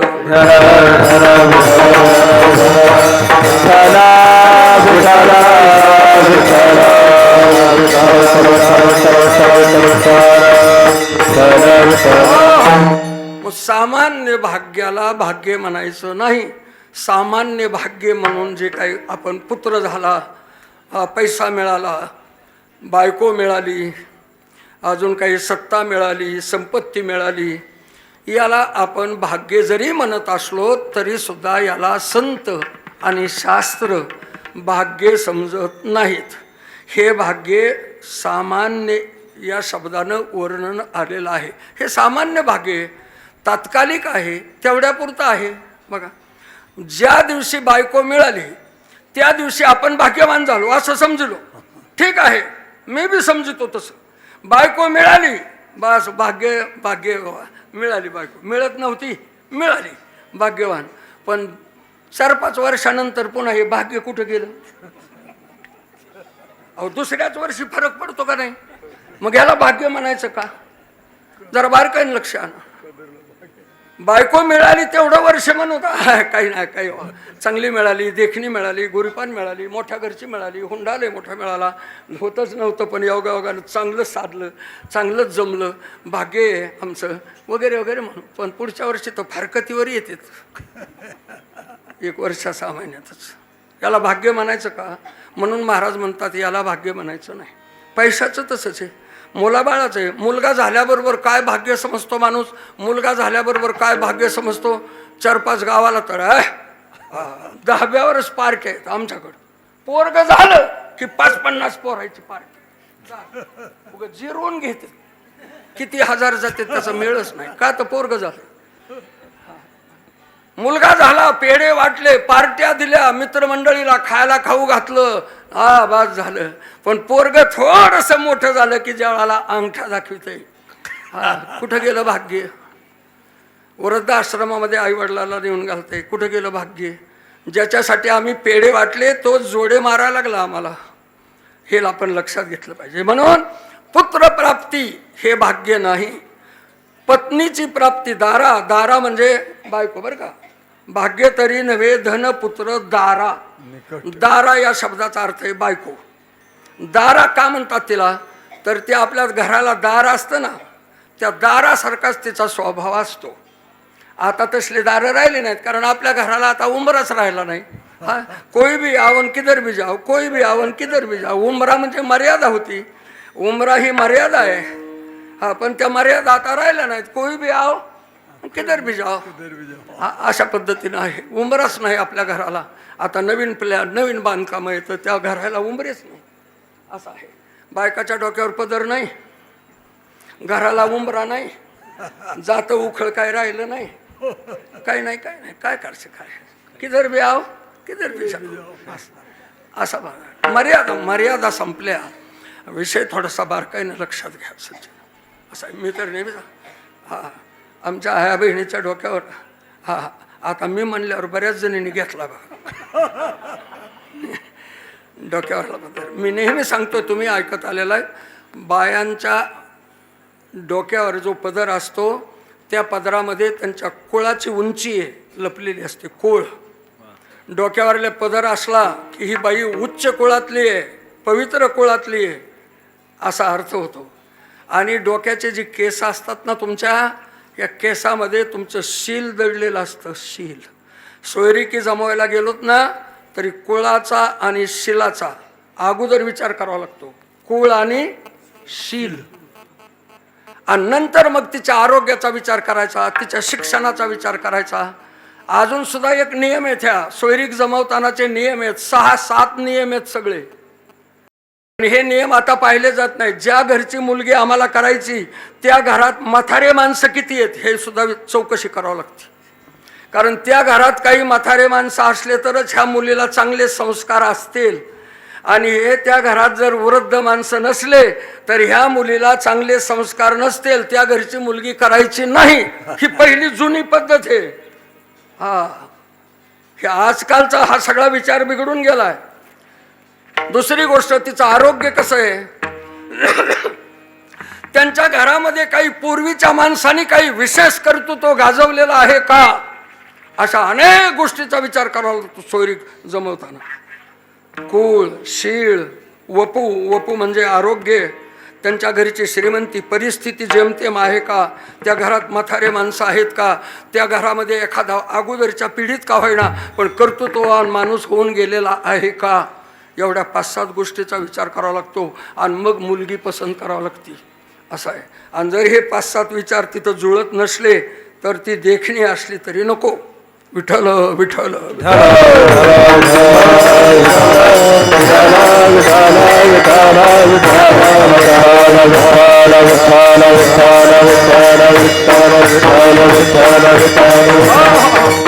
असं द्या सज्जनो. मला आपल्या मूळ विषयाकडे यायचंय. वेळ आपला संपत चाललेला आहे. मुळात असं आहे की तुका म्हणे भाग्ये या नावे म्हणजे आणि संसारी जन्मिजे याची लागी, काम क्रोध लोभ निमाले ठाईची आणि अवघे आनंदाची सृष्टी झाली. एक तर देव मिळणं हे एक भाग्य आहे. आणि देव मिळण्यासाठी पात्र बनणं, लायक बनणं, अधिकारी बनणं हे एक भाग्य आहे. हे आहे विशेष भाग्य. आणि धन पुत्र दारा वगैरे वगैरे वगैरे अशा प्रकारचं आहे. याला म्हणायचं सामान्य भाग्य. हे निकृष्ट भाग्य आहे. याला भाग्य म्हणायचं नाही. पैशावाला माणूस असला की आपण म्हणतो भाग्यवान आहे बुवा. लय मोठे लेकरं असले की आपण म्हणतो भाग्यवान आहे बुवा. हे भाग्यवान असं काहीच नसतं. हां, घरामध्ये कुलवान शिलवान स्त्रिया असावात ते घराचं वैभव असतं. कारण आपलं जे कुटुंब आणि आपला जो संसार आहे ना, हे पुरुषाच्या भोवती फिरत नसतो बरं का. आपला जो संसारी परमार्थ हा पुरुषाच्या भोवती फिरतो नेहमी. परमार्थ जो आहे ना हा पुरुषाच्या भोवती फिरतो. आणि संसार हा नेहमी स्त्रीच्या भोवती फिरत असतो, स्त्रियांच्या भोवती. म्हणून घरातली स्त्री ही कुलवान असली पाहिजे. घरातली स्त्री ही शीलवान असली पाहिजे. कारण संसार हा तिच्या भोवती फिरत असतो. संसार हा तिच्याकडे पाहून फिरतो, तिच्याकडे पाहून चालतो. म्हणून ती कशी पाहिजे, एक पवित्र अशा प्रकारच्या विचाराची कुलवान आणि शीलवान पाहिजे. आणि कुलवान आणि शीलवान हे कशावरून ओळखायचं, तर डोक्याचा पदर आणि डोक्याचे केस याच्यावरून. म्हणून मी तर नेहमी सांगत असतो, डोक्यावरला पदर खाली येऊ देऊ नका. डोक्यावरला पदर खाली येऊ देऊ नका. आणि ब्युटी पार्लरमध्ये जाऊन आपले केस कापू नका. कारण ब्युटी पार्लरमध्ये गेलं आणि ते मेकअप करताना केस कापल्याशिवाय, कुठंतरी उलीतिली कातर चलविल्याशिवाय तुमचा रूप बदलिता येत नाही. आणि ब्युटी पार्लरमधून आल्यानंतर तुम्हाला जरी वाटत असलं की आमचं जसा देखणेपणा वाढतो, सौंदर्य वाढतं, पण राखातून उठलेले कुत्रे कसे असतात अगदी तसं दिसतं. तुम्ही अशा चांगल्या दिसतात बघा, पण मेकअप करून आणि ब्युटी पार्लरमधून आल्यानंतर तुमच्या थोबाडाकडे सुद्धा बघू वाटत नाही. म्हणजे माझं नाही सांगत, पण उदाहरण सांगतो. त्याच्यामुळे विनाकारण पैसे घालू नका. विठ्ठल विठ्ठल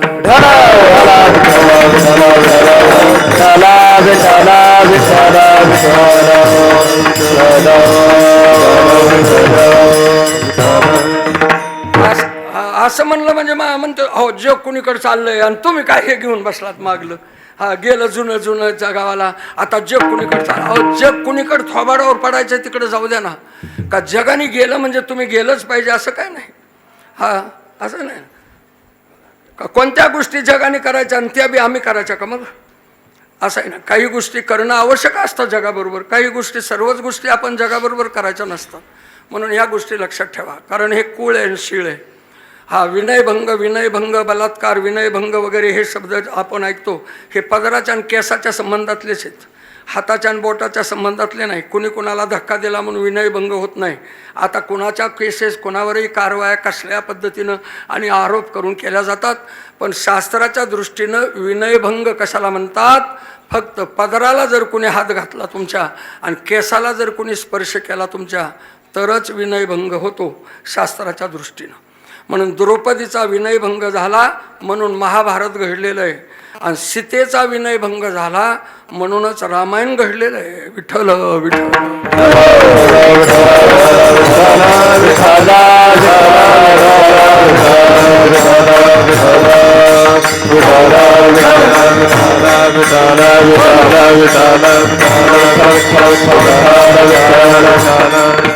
सामान्य भाग्य आणि विशेष भाग्य हे तुम्हाला मी सांगितलं. आता जरा पुढचा टप्पा बघा. एक भौतिक भाग्य आणि दुसरं आध्यात्मिक भाग्य. जगद्गुरु तुकाराम महाराजांना या अभंगामध्ये जी काही आणि विशेष भाग्याच्या शब्दानं एक आध्यात्मिक भाग्याची अपेक्षा आहे त्यांना. विशेष भाग्य म्हणजे काय? विशेष भाग्य म्हणजे फक्त परमार्थ होणे, विशेष भाग्य म्हणजे परमार्थाच्या लायकीचे बनणे, विशेष भाग्य म्हणजे काय? देव मिळणे. आता हे माझे सगळे शब्द कसे आहेत? मला देव भेटला, माझं सार्थक झालं. देव भेटण्याची पात्रता माझ्या अंगात आली, बस माझ्या जन्माचं सार्थक झालं. हे व्यक्तिगत जीवनापुरते विचार आहेत, हे वैयक्तिक जीवनापुरते विचार आहेत, जगाच्या उद्धाराच्या संबंधातले विचार नाहीत. हे लक्षात घ्या थोडंसं. देव मला मिळाला, मी भाग्यवान. संत मला भेटले, असं आहे. अवघे देखे जन ब्रह्मरूप, हे आहे आध्यात्मिक भाग्य. हे भौतिक भाग्य नाही. भौतिक भाग्यातलं विशेष भाग्य आणि सामान्य भाग्य वेगळं. संसार प्राप्त होणं, बायका मुलं मिळणं हे सामान्य भाग्य आहे जरूर. विशेष भाग्य परलोकाची प्राप्ती होणं, 33 कोटी देवाच्या सानिध्यात जाणं, स्वर्गवासी होणं, स्वर्गात जाणं, सत्यलोकात जाणं, हे भौतिक जीवनातल्या विशेष भाग्यामध्ये मोडतंय सगळं. पण आध्यात्मिक भाग्य म्हणजे काय? तर देव प्राप्त करून घेण्याची एक लायकी आपल्या ठिकाणी निर्माण होणं, हे एक भाग्य. आणि परमात्म स्वरूपाची प्राप्ती होऊन बा संपूर्ण विश्व आणि मला हे ब्रह्मरूप प्रचितीला येणं, हे आहे आध्यात्मिक भाग्य. हे आहे आध्यात्मिक भाग्यातलं विशेष भाग्य. म्हणून आयसे भाग्य कई लहाता होईन. महाराज म्हणतात, हे देवा, अशा प्रकारचं भाग्य मला आणि केव्हा प्राप्त होईल? कशा प्रकारचं?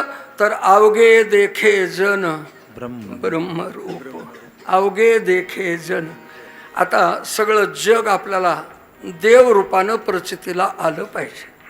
हे संपूर्ण विश्व, हे सगळं जग आहे ना, हे सगळं जग जगरूपानं न दिसता ब्रह्मरूपानं, देवरूपानं आमच्या अनुभूतीला, प्रचितीला यावं, याला म्हणतात आध्यात्मिक भाग्य. आणि हे भाग्य तुकाराम महाराजांना अपेक्षित आहे. पण तुम्ही सर्व म्हणाल, हे कसं शक्य आहे? सगळं जग ब्रह्मरूप दिसणं, सगळ्या जगाला ब्रह्मरूप पाहण्याची दृष्टी आपल्या ठिकाणी प्राप्त होणं, हे कसं शक्य आहे? सगळं जग कसं काय देवरूप दिसेल बरं? आम्हाला हे खांब दिसतोय, माईक दिसतोय, पंखा दिसतोय, हे शरीर दिसतात, हे सभामंडप दिसतोय, हे मंदिर दिसतंय, आणि देवरूपानं आम्हाला कसं हे दगडा मातीचं आमच्या समोर बनवलेलं आहे, आणि त्याला देवरूप कसं म्हणता येईल? तर याचं थोडंसं मगाशी सांगितल्याप्रमाणे सूत्र लक्षात घ्या. केव्हा हे संपूर्ण जग आहे ना, या जगाच्या बुडाशी एकच तत्व आहे ना, ते ब्रह्मतत्व आहे. ते ब्रह्मतत्वच मायेमध्ये आलंय, ते ब्रह्मतत्वच त्रिगुणामध्ये आलंय, ते ब्रह्मतत्वच पंचमहाभूतामध्ये आलंय. आता या शरीर हे शरीर ह्या थोडंसं परमार्थिक बाजूनं या शरीराचा जर विचार केला तर शरीर हे ब्रह्मरूप नाही तर काय?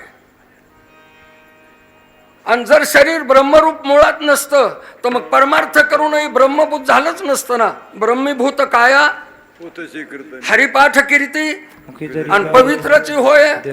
मग देह पवित्र आहे का अपवित्र आहे? इकडं ज्या नाटाच्या अभंगाचा जर आपण आधार घेतला तर शरीर दुःखाचे कोठार, शरीर रोगाचे भांडार, शरीर दुर्गंधीचे थार, नाही अपवित्र शरीरा ऐसे. शरीरासारखी अपवित्र वस्तू या जगात दुसरी नाही. म्हणजे शरीर कसं आहे? घाण घाण घाण, दुर्गंधीनं भरलेलं आहे, रोगानं भरलेलं आहे, दुःखानं भरलेलं शरीर आहे. मग शरीर असलंय ना, मग हरिपाठामध्ये ज्ञानोबाराय कसे म्हणतात? पवित्रची होय, म्हणजे देह पवित्र होतो असाच अर्थ आहे ना. हरिपाठ कीर्ती मुखे जरी गाय आणि पवित्रची होय देह त्याचा. ब्रह्मीभूत काया होतसे कीर्तनी आणि भाग्य तरी ऋणी देवायसा. मग कसे आता ह्या वेगवेगळ्या आणि अर्थाची जुळवणी मिळवणी कशी करायची जरा बारकाईने लक्षात घ्या. तेव्हा जोपर्यंत या शरीराचं मूल तत्व आपण जाणत नाहीत तोपर्यंत शरीर हे अपवित्र आहे. शरीराचं मूल तत्व जोपर्यंत आपण जाणत नाहीत तोपर्यंत हे शरीर घाणेरडं आहे, दुर्गंधीनं भरलेलं आहे, अमंगळ आहे. पण या शरीराचं मूल तत्व जर आपण लक्षात घेतलं तर कोणत्या बी रस्त्यानं जा तुम्ही, एक हे शरीर सुद्धा ब्रह्मच आहे असा अर्थ होतो. जरा बारकाईनं लक्ष द्या. हे शरीर कशाचं आहे? पृथ्वी, आप, तेज, वायू आणि आकाश, पंचमहाभूताचं. पण पंचमहाभूताचं मूल द्रव्य काय आहे? त्रिगुण. त्रिगुणाचं मूल द्रव्य काय आहे? माया. मायाचं मूल तत्व काय? ब्रह्म. मग शरीर ब्रह्म नाही काय? असं. आता ज्या बापाला आपण झालोत बरं का, ज्या आईला ज्या बापाला आपण झालोत त्या आईचे बापाचे काही का होईना थोडेफार गुणधर्म आपल्यामध्ये येणारच ना. कारण मी तर नेहमी सांगत असतो 3.5 धातू बापाचेच आहेत, 3.5 धातू आईचे आहेत. ठीक आहे, पण आपल्या रोजच्या वागण्यात, बसण्यात, उठण्यात, बोलण्यात, खाण्यात, पिण्यात, सगळं कार्य करण्यात ज्या आईबापाच्या पोटी आपण जन्मलोत त्या आईबापाचे 25% तरी निदान राहिलेले मोठे अनुवंशिकता ज्याला आपण म्हणतो ते गुण आपल्यामध्ये उतरल्याशिवाय राहत नसतात. आपल्या आईचं रक्त आहे, आपल्या बापाचं रक्त आहे आणि आईबापाच्या रक्ताचे आपण झालेलो आहेत. हे शरीर, या शरीरामध्ये काही गुणधर्म उतरल्याशिवाय राहत नसतात. ही अनुवंशिकताच आहे. अहो माझ्या आजोबाला दमा होता, दमा. हा, तर आज मला बी दमा झाला. दवाखान्यात गेलो की डॉक्टर म्हणतात तुमच्या घरात कोणी पहिला असं दम्यावाला होतं का म्हणतात का? नाही, म्हणजे मला नाही बरं का झाला, उगाच सांगतो तुम्हाला. म्हणजे आपल्या घरामध्ये जर पूर्वजाची ही अनुवंशिकता चालू आहे मग वाईट गुणासाठी चांगली आहे, चांगल्या गुणासाठी बी चांगली आहे. रावण हा ब्राह्मणाचे रावण हा त्याचा बाप ब्राह्मणाचा आहे, पण आई ही दैत्याची असल्यामुळं आईचे काही गुणधर्म आणि बापाचे बी गुणधर्म रावणामध्ये आहेत ना. जरा बारकाईनं रामायणातला राम जरा वेगळा करून तपासा ना तुम्ही. रामायणातला रावण जरा वेगळा काढा. हे रामायण ऐकून नुसतं ह्यानी काय केलं, त्यांनी काय केलं, त्यांनी काय केलं, ह्यानी काय केलं, हे रामायण जरा बाजूला ठेवा आणि या रामायणातला राम वेगळा करा, रामायणातला रावण वेगळा काढा. आईबापाचे गुणधर्म रावणात नाहीत काय? रावणाचा बाप ब्राह्मण होता, मग रावणाने वेदाचे खंड पाडलेले आहेत. रावण हा महादेवाचा एकनिष्ठ भक्त आहे. स्वतःचं शिर कापून त्यानं महादेवाच्या पिंडीवर वाहिलंय. त्याचा बाप ब्राह्मण होता आणि तो परमार्थिक होता, तो ऋषी होता. मग त्या बापाचे गुण रावणात बी उतरले ना. त्याने बी देवदेव खूप केला ना रावणानं. त्याच्या आईला दररोज तेव. आणि एक वेळा तर आई रावणाला सांगितलं, रावणा अरे दररोज मी मातीचं लिंग तयार करून पूजा करते.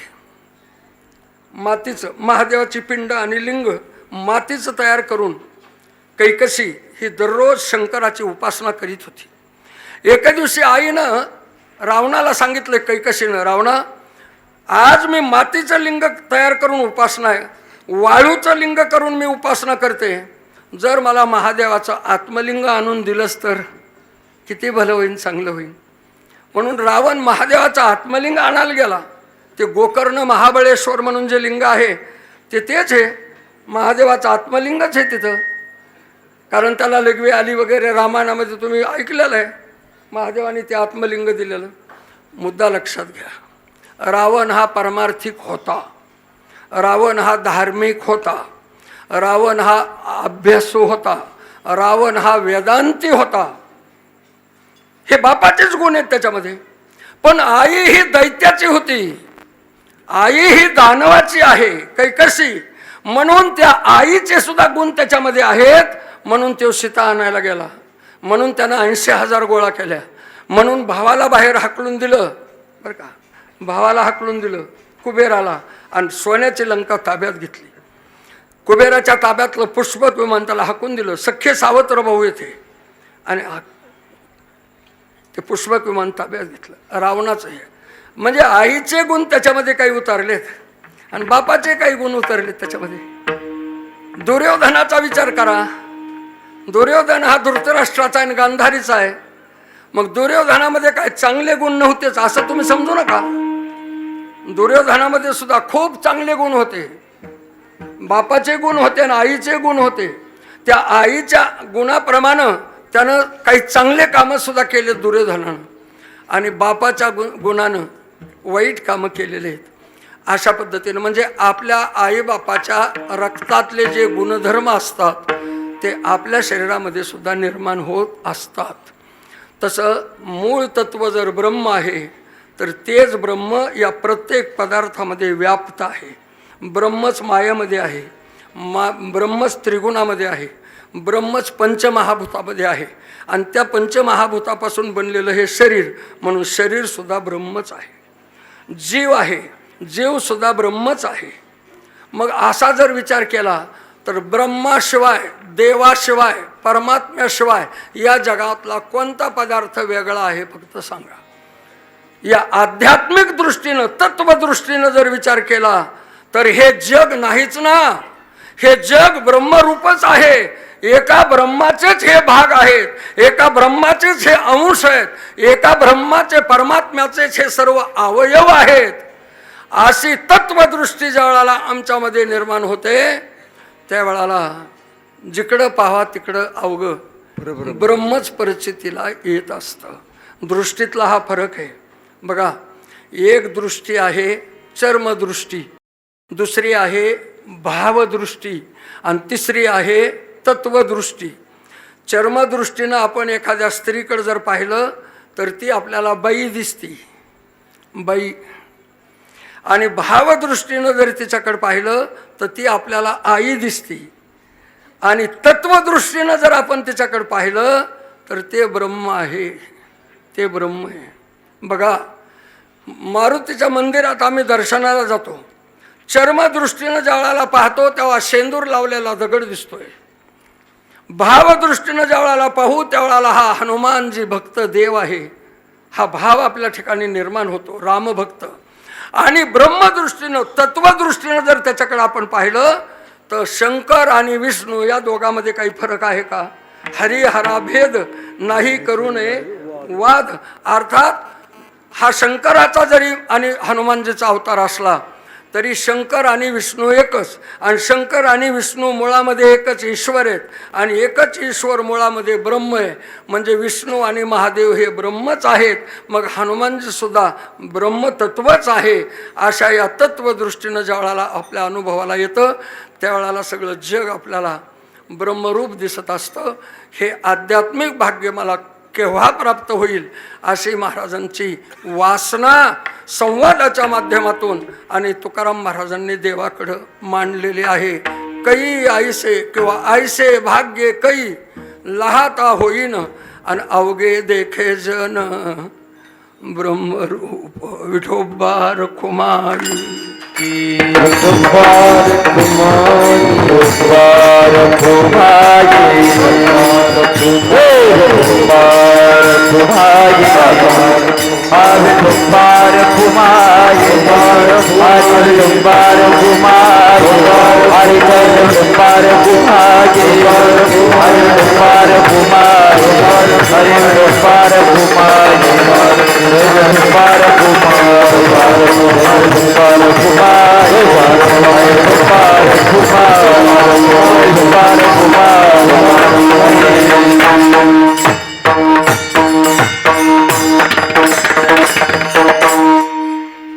पुढे अभंगाची दिशा फक्त तुम्हाला सांगतो 1-2 सेकंदामध्ये. महाराजांचा हा सिद्धांत आहे. महाराजांची ही जी काही आणि वासना आहे, देवापुढं इच्छा प्रगट केलेली आहे, याच्यामध्ये सिद्धांत आहे अवघे देखे जन ब्रह्मरूप. हे भाग्य मला केव्हा प्राप्त होईल, या सिद्धांतावर मी केव्हा आरूढ होईल, हे सगळं जग जगरूपानं न दिसता मला ब्रह्मरूपानं कधी प्रचितीला येईल, अशा प्रकारच्या आणि वासना आहे तुकोबारायांची. ठीक आहे, याच्यामध्ये हा सिद्धांत झाला. पण कुठल्याही सिद्धांतावर जाण्याच्या अगोदर आपल्या ठिकाणी पात्रता आवश्यक असते. मी आत्तापर्यंत तुम्हाला बोललो, ती पात्रता येण्यासाठी 3 तत्वाची, ती आपल्या ठिकाणी अवघे देखे जन ब्रह्मरूप हा सिद्धांत आपल्या जीवनात प्रत्यक्ष प्रचितीला येण्यासाठी तीन प्रकारची सामुग्री आमच्याकडं आवश्यक आहे. ती 3 प्रकारची सामुग्री कोणती आहे? एक आहे ज्ञान, दुसरा आहे वैराग्य आणि तिसरा आहे भक्ती. या 3 आणि गोष्टीची सामुग्री ज्या वेळाला आमच्याकडे उपलब्ध असेल त्याच वेळाला या सिद्धांतावर आपल्याला पोहोचता येतं. म्हणून तुकाराम महाराजांनी ती सुद्धा इच्छा देवापुढं प्रगट केलेली आहे पुढच्या 3 चरणामध्ये. पुढच्या 3 चरणात म्हणजे 3रं, 4थं आणि 5वं हे जे 3 चरणं आहेत, याच्यात शांती, क्षमा, दया, मूर्तिमंत अंगी आणि परावृत्त संगी कामाधिका. कारण हे एका चरणावर 2-2 तासाचं कीर्तन आहे, कमीत कमी बोललो तरीसुद्धा. त्याच्यामुळं सगळा अभंग आणि चिंतनामध्ये आपण घेऊ शकत नाही. असू द्या, शांती, क्षमा, दया, मूर्तिमंत अंगी आणि परावृत्त संगी कामाधिका या चरणातून ज्ञानाची वासना प्रगट केलेली आहे. विवेकासहित वैराग्याचे बळ आणि धगधगीत ज्वाळ अग्नी जैसा यामधून वैराग्याची अपेक्षा व्यक्त केलेली आहे.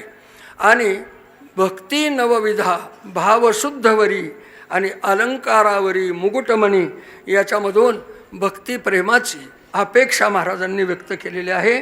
ज्ञान, वैराग्य आणि भक्ती या तिन्हीची सामुग्री, या सामुग्रीची उपलब्धी आपल्या जीवनामध्ये जर असेल तरच अवघे देखे जन ब्रह्मरूप या सिद्धांतावर आपल्याला आरूढ होता येतं. आणि त्या सिद्धांतावर एकदा आपण आरूढ झालोत की मग आपण काळाचे सुद्धा मालक झालोत, मग आपण देवाचे सुद्धा मालक झालोत. एवढे मोठे आपण होतो. याच्यासाठी एवढा मोठा हा सिद्धांत आपल्या जीवनामध्ये आपल्याला प्राप्त व्हावा अशी तुकाराम महाराजांची वासना आहे. म्हणून शेवटी तुकाराम महाराज म्हणतात, मग देवानं विचारलं की तुम्हाला एवढा मोठा का? अगोदर तर तुम्हाला अवघे देखे जन ब्रह्मरूप, हे सगळं जग ब्रह्मरूप, हे देवरूपच आहे असं माझ्या प्रचितीला आलं पाहिजे, माझ्या कृतीमध्ये उतरलं पाहिजे, नुसतं बोलून उपयोग नाही. आणि याच्यासाठी भक्ती, ज्ञान, वैराग्य या तिन्हीची उपलब्धी जीवनामध्ये आवश्यक आहे. महाराज, हे एवढं मिळून तुम्हाला नेमकं काय करायचं आहे का? नेमकं या तुम्ही जी हे काय अपेक्षा व्यक्त केली याच्यापासून तुमचा फायदा काय? महाराज म्हणतात, मग तया सुखा अंत नाही पार. ध्रुवपद 2रं चरण. मग तया सुखा अंत नाही पार आणि आनंदे सागर हेलावती. मग माझ्याकडंच तुम्ही ही अपेक्षा व्यक्त करण्याऐवजी तुम्ही मंजरीच्या महाराजाकडे जाणार, अजून कुठल्या महाराजाकडे जाणार? तेव्हा तुकाराम महाराज म्हणले, आम्ही चौकून फिरून आलोत, पण हा सिद्धांत आणि ही सिद्धांतावर जाण्यासाठीची पात्रता, हे गुणधर्म, हे लक्षण माझ्या जीवनामध्ये निर्माण करणारा या जगामध्ये दुसरा कोणी नाही तुमच्याशिवाय. तुका म्हणे माझी पूर्वी वासना, कोण नारायणा तुझविन. मग तया सुखा अंत नाही पार, आनंदे सागर हेलावती. ज्ञानेश्वर माऊली माऊली तुकाराम, ज्ञानेश्वर माऊली माऊली तुकाराम, माऊली ज्ञानेश्वर माऊली माऊली ज्ञानेश्वर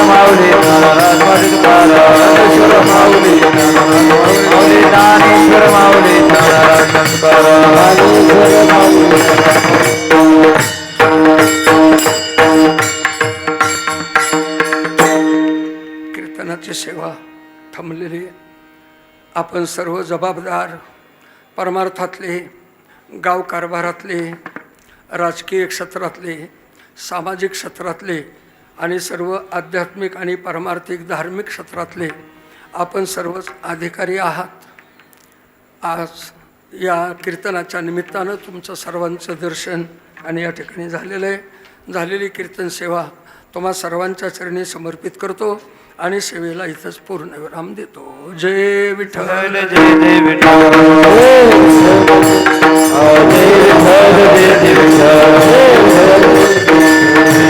जय विठ्ठल. महाराज